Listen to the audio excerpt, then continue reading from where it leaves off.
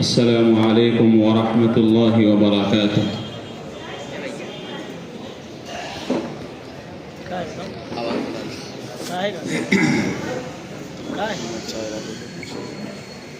أعوذ بالله من الشيطان الرجيم.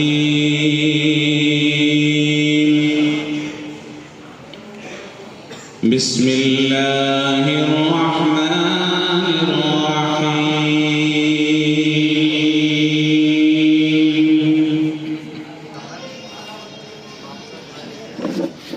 تبارك الذي جعل في السماء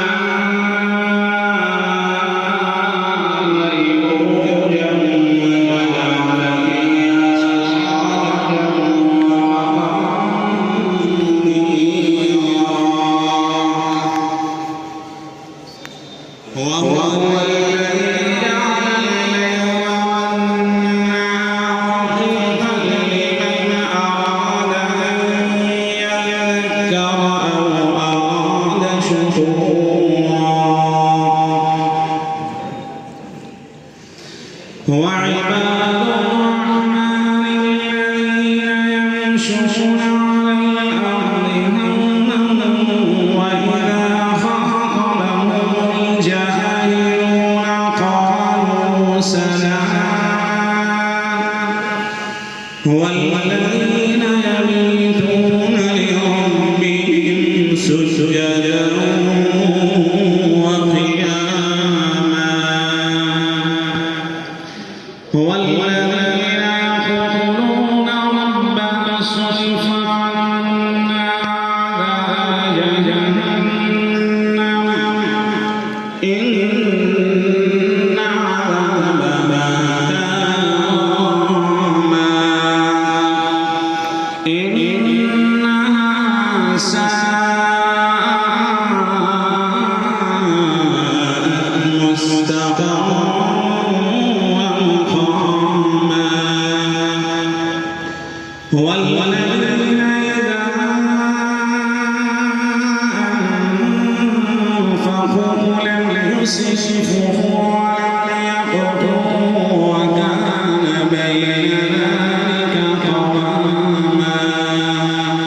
والذين لا يدعون مع الله إلها آخر ولا يقتلون النفس التي حرم الله إلا بالحق ولا يزنون.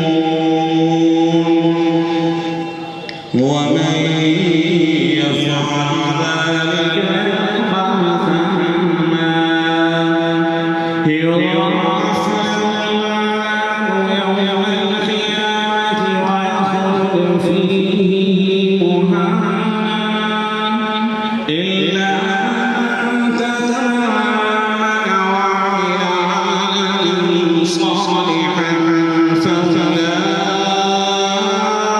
فأولئك يبدل الله سيئاتهم حسنات وكان الله غفورا رحيما.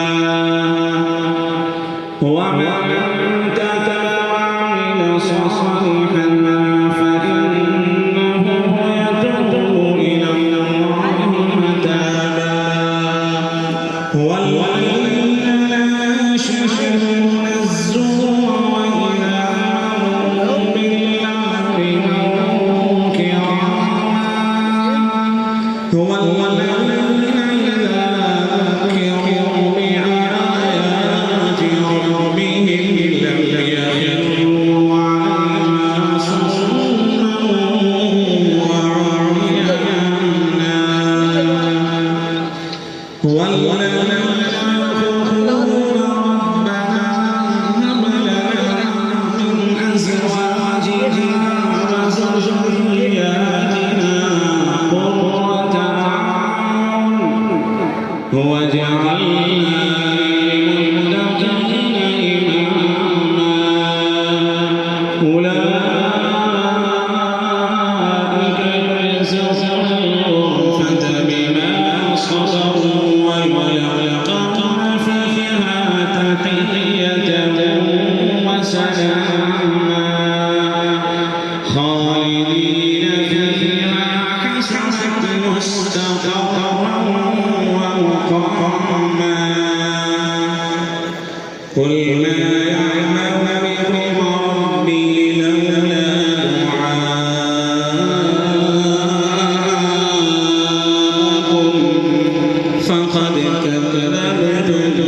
فسوف يكون لزاما